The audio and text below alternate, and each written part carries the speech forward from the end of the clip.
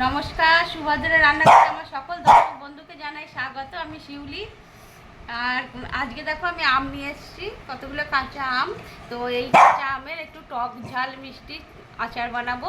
তো আচার বানিয়ে তোমাদের দেখাবো। তার জন্য প্রথমে আমগুলো ধুয়ে পরিষ্কার করে হলুদ জলে দিয়ে তোমাদের কাছে দেখাচ্ছি। আমি কেটে কুটে নিয়ে আসি।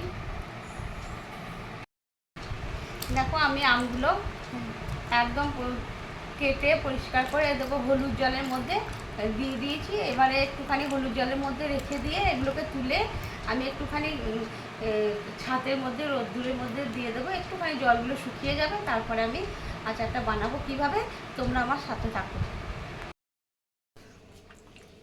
দেখো আমগুলোকে আমি কেটে ধুয়ে হলুদ জল দিয়ে ধুয়ে রেখে আমি রোদ্দুরে দিয়ে একটুখানি হালকা করে শুকনো করে নিয়েছি। এর মধ্যে গায়ে কোনো রকম জল নেই, রেডি করে নিয়েছি। এবারে তোমাদের দেখাচ্ছি ওই যে চাটনি বানানোর জন্য একটা মশলা বানিয়ে নেবো। এটা হচ্ছে পাঁচফোড়ন, জিরে, ধনে আর মৌরি আর একটা শুকনো লঙ্কা কড়াই বসিয়ে দিয়েছি আমি অলরেডি। এবার এগুলো আমি একটু ড্রাই রোস্ট করে নেব।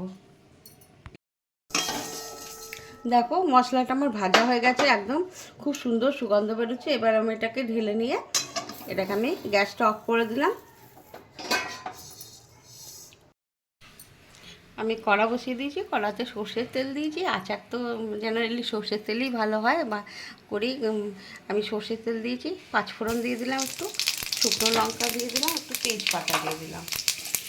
এগুলো তো খুব সুন্দর একটা গন্ধ বেরোবে, তেজপাতা শুকনো লঙ্কা। এবারে আমি আমটা ছেড়ে দিচ্ছি, আমগুলোকে ছেড়ে দিলাম, একটুখানি নাড়িয়ে নেব। এবার আমি হলুদ গুঁড়ো দিয়ে দিলাম অল্প করে, আর একটু কাশ্মীরি রেড চিলি পাউডার দিয়ে দিলাম। এবার আমি চিনিটাকে না গুঁড়ো করে নিয়েছি, এবার চিনি গুঁড়ো আমি দিয়ে দিচ্ছি। আমি 500 চিনি গুঁড়ো করে নিয়েছি। আমটা আমার 500 মতন আছে, আমি সেই জন্য 500 মতন চিনি দিয়ে দিলাম। এবারে দেখো একটুর মধ্যেই জল বেরোতে শুরু করে দেবে। দেখো আমার চিনিটা গলে গেছে, গলে একদম রস হয়ে গেছে। যেহেতু গুঁড়ো দিয়েছিলাম সেজন্য চট করে গলে গেছে। এবারে আমি এটাকে ভালো করে একটু ফুটিয়ে নেব। আমি দেখো ভাজা মশলাটা করে নিয়েছি, মশলাটা আমি একটুখানি এখন দেব, আর নামাবার সময় আর একটু দেব। মশলাটা একদম মিহি করে করিনি, একটুখানি দানা দানা রয়েছে।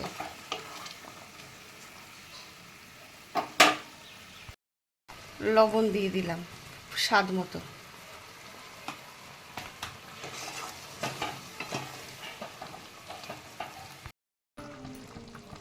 দেখো আমার আচার একদম রেডি, খুব সুন্দর হয়েছে। তো আমি তো চিনি দিয়ে বানিয়েছি, তোমরা যদি চাও আমি আরও একটু মশলা দিয়ে দিলাম। তোমরা যদি চাও তাহলে গুড়ও দিতে পারো। টক ঝাল মিষ্টি অসম্ভব সুন্দর।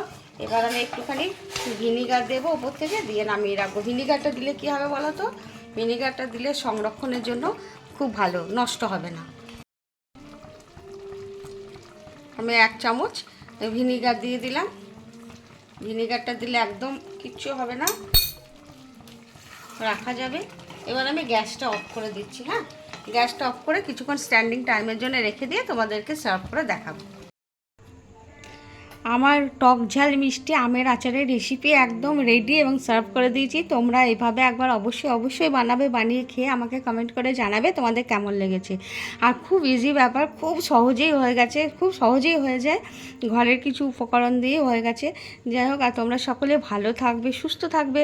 তোমাদেরকে জানাই অসংখ্য ধন্যবাদ, অনেক অনেক ভালোবাসা, নমস্কার। আমার দেশের বাইরে যে সকল বন্ধুরা আমাকে প্রতিনিয়ত সাপোর্ট করছো এবং সাহায্য করছো, তাদের জন্য জানাচ্ছি অনেক অনেক ভালোবাসা, নমস্কার, ধন্যবাদ। তোমরা সকলে ভালো থাকবে, সুস্থ থাকবে। আজকের মতো তাহলে টাটা।